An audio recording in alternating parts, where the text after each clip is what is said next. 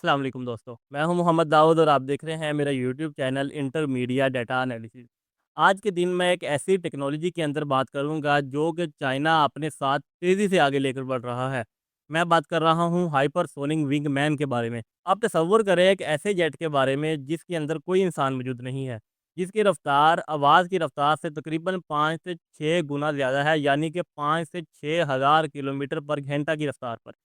एक ऐसा जेट है जिसके अंदर ना तो कोई इंसान है और ना ही कोई गलती की गुंजाइश मौजूद है, और इस जेट का वाहिद मकसद ये है कि वो पीछे अपने आने वाले इंसान पायलट की जान को बचा सके। मैं बात कर रहा हूँ हाइपरसोनिक विंग मैन के बारे में, जिसका तसव्वुर सिर्फ और सिर्फ आज से पहले सिर्फ फिक्शन मूवीज़ के अंदर देखा जाता था, लेकिन आज की दुनिया की वो हकीकत बन चुकी है। ख़ास तौर के ऊपर अगर हम चाइना की बात करें तो चाइना इस टेक्नोलॉजी में बहुत तेज़ी से आगे बढ़ रहा है। उसके नए स्टेल्थ फाइटर जे-20 और जे-35 अकेले उड़ने के लिए नहीं, बल्कि अपने साथ अपने ड्रोन्स की पूरी फ़ौज लेकर उड़ने के लिए तैयार किए जा रहे हैं। आज की इस वीडियो के अंदर हम ये तफ़सील से समझेंगे कि आखिर हाइपरसोनिक विंगमैन है क्या और ये कैसे काम करता है? और ये आने वाले दौर की ज़िंदगी के अंदर हमारी जंगों को या फिर हमारे रोज़मर्रा के मामलात को किस हद तक बदल कर रख सकती है। सबसे पहले तो हम ये समझते हैं कि आखिर ये लोयल विंगमैन है क्या? आज से पहले रवायती जंगों या फिर रवायती जहाज़ों के अंदर एक पायलट के जहाज़ का कवरमैन एक दूसरा पायलट होता था, जो कि दूसरे जहाज़ अलग जहाज़ के अंदर बैठा होता था। लेकिन जैसे-जैसे एयर डिफेंस सिस्टम्स मजबूत होते गए, जैसे कि रशिया का एस-400 और अमेरिका का पैट्रियट मिसाइल सिस्टम, पायलट की जान को उतने ही ज़्यादा खतरात लाहिक होते गए। यही वो एंट्री पॉइंट है जहाँ पर एंट्री होती है ऑटोमेटिक ड्रोन्स की। जब इन ड्रोन्स को मार्क 5 या फिर मार्क 6 की स्पीड दी जाती है, तो ये दुश्मन के लिए इंतहाई नाकाबिले बर्दाश्त बन जाते हैं।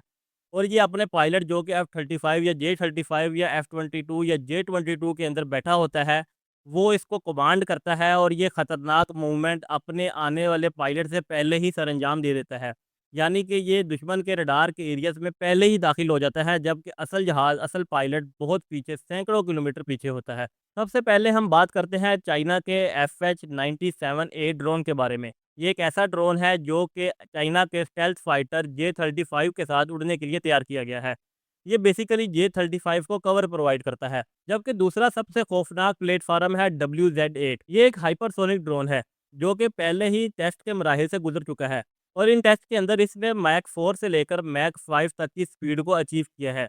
ये रफ़्तार इतनी ज़्यादा है, जब ये दुश्मन के एरिया के अंदर दाखिल होता है तो आम रडार या फिर उसके हाइपरसोनिक मिसाइल तो इसको डिटेक्ट ही नहीं कर सकते। चीन का मंसूबा बहुत ही वाज़ेह है। उसका कहना है कि अगर मुस्तकबिल में अमेरिका या फिर उसके इत्तेहादियों के साथ कोई भी जंग होती है, तो वो अपने पायलट्स को पहले नहीं भेजेगा, बल्कि दुश्मन के एरिया के अंदर पहले उनके ये हाइपरसोनिक रफ़्तार के ड्रोन्स जाएँगे, तो दुश्मन के रडार या फिर उनके एयर डिफेंस सिस्टम को मुकम्मल तौर पर तबाह करने की सलाहियत रखते हैं। अब मैं आपको बताता हूँ कि एक हाइपरसोनिक विंगमैन के दुश्मन के एरिया के अंदर या फिर जंगी मैदान के अंदर सबसे 3 अहम मकासद कौन से हैं। सबसे पहले बात आती है सेंसर फॉरवर्ड सेंट्री की, यानी कि एक ऐसा जहाज़ या ऐसा ड्रोन जो कि सेंसर के तौर पर काम करेगा। इसमें होता ये है कि ये विंगमैन कमांड का ड्रोन अपने असल जहाज़ से, जो कि जे-35 के अंदर बैठा हुआ पायलट है, उससे सैकड़ों किलोमीटर आगे उड़ता है। ये दुश्मन के एरिया के अंदर जाकर वहाँ पर मौजूद दुश्मन के तमाम जहाज़ों और रडार्स की, जिनकी वो तकरीबन लोकेशन ले सकता है, उनको वापस पीछे पायलट तक पहुँचा देता है।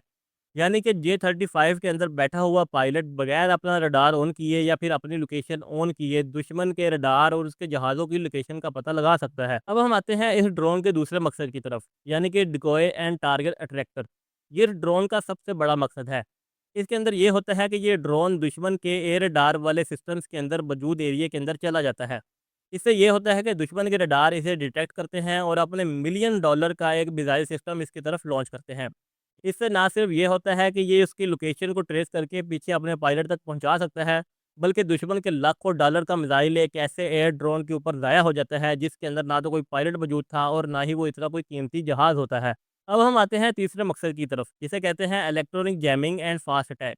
इसके अंदर ये होता है कि ये ड्रोन इंतहाई ज़्यादा, इंतहाई सेंसिटिव और इंतहाई ताकतवर जैमिंग सिस्टम से मंसूब होते हैं। जैसे ही दुश्मन के एरिया के अंदर आते हैं, ये दुश्मन के रडार को मुकम्मल तौर पर ब्लाइंड करने की सलाहियत रखते हैं। ना सिर्फ ये दुश्मन के रडार को ब्लाइंड कर सकते हैं, बल्कि उनके ऊपर तेज़ रफ्तारी के साथ एक बम भी फेंक सकते हैं, जिससे दुश्मन का रडार सिस्टम तबाह हो सकता है। अब हम आते हैं इस टेक्नोलॉजी के चैलेंजेस की तरफ, यानी कि विंगमैन ड्रोन के चैलेंजेस क्या है, जिसकी वजह से अभी तक इनको इम्प्लीमेंटेशन के लेवल तक अप्लाई नहीं किया गया। मैक 5 की रफ्तार से उड़ना कोई मामूली बात नहीं है। इसीलिए इस टेक्नोलॉजी को अचीव करने के लिए साइंटिस्ट को आज तक 3 बड़े चैलेंजेस का सामना है। सबसे पहला चैलेंज है एरोथर्मल रेजिस्टेंस, यानी कि जैसे ही कोई ड्रोन या फिर कोई जहाज़ 5 मैक की स्पीड से उड़ता है, तो हवा की रगड़ की वजह से उसके अंदर शदीद गर्मी पैदा होती है, जिसकी वजह से उसके सतह का टेम्परेचर 1000 डिग्री सेंटीग्रेड भी अबूर कर सकता है। इतने हाई टेम्परेचर के ऊपर उसके अंदर मौजूद एल्यूमीनियम या फिर आम स्टील पिघल सकता है। यही वजह है कि आज चीन हाई टेम्परेचर सिरेमिक्स और कूलिंग सिस्टम्स के ऊपर तेज़ी से काम कर रहा है। यहाँ पर दूसरा बड़ा चैलेंज आता है इंजन की टेक्नोलॉजी। आमतौर पर फाइटर जेट्स के जेट इंजन सिर्फ और सिर्फ मैक 3 की स्पीड तक ही लिमिट होते हैं। इस स्पीड के ऊपर इस जेट के अंदर बहुत ज़्यादा हाई प्रेशर क्रिएट होता है, जिसकी वजह से ये स्पीड से आगे नहीं बढ़ सकता। हाइपरसोनिक रफ्तार के लिए स्क्रॉम जेट या फिर turbine based combine cycle engines की ज़रूरत होती है, जो नॉर्मल रफ्तार से लेकर हाइपरसोनिक रफ्तार तक मुसलसल बिजली और थ्रस्ट फ्राहम कर सकते हैं। यहाँ पर आता है तीसरा चैलेंज, वो है सिग्नल्स का मुनक़ता होना और एआई की इंटीग्रेशन। जब कोई ड्रोन मैक 5 की स्पीड तक पहुँचता है, तो उसके इर्द-गिर्द हवा इतनी गर्म हो जाती है कि वो गर्म होकर प्लाज़्मा के अंदर तब्दील हो जाती है, जिसकी वजह से रेडियो वेव्स या फिर सैटेलाइट के सिग्नल्स उस तक नहीं पहुँच सकते और जिसकी वजह से पीछे बैठा हुआ पायलट या ज़मीन पर बैठा हुआ कंट्रोलर उसे रिमोट से कंट्रोल नहीं कर सकता। इसीलिए ड्रोन्स के एआई को खुद फैसला करना होता है कि उसने कहाँ पर मुड़ना है, किस मिसाइल से बचना है और किस चीज़ के ऊपर टारगेट करना है। मुस्तकबिल में फ़ज़ाई जंगें इस बर्तरी के ऊपर नहीं होंगी कि किसके पास अच्छे पायलट्स की अच्छी ट्रेनिंग मौजूद है, बल्कि इस बात पर होगी कि किस मुल्क का हाइपरसोनिक एल्गोरिदम या फिर ड्रोन अटैक कितना ज़्यादा खुदकार या कितना ज़्यादा बेहतर है। चीन के J-35 के साथ इन ड्रोन्स का होना अब ये सबूत है कि आने वाले वक्त के साथ साथ ये मशीनें इंसान के साथ हवा के अंदर काम करेंगी। मैं उम्मीद करता हूँ कि आपको आज की हमारी ये वीडियो पसंद आई होगी। अगर पसंद आई तो इस वीडियो को ज़रूर लाइक कीजिएगा और चैनल को सब्सक्राइब कीजिएगा। Thank you so much.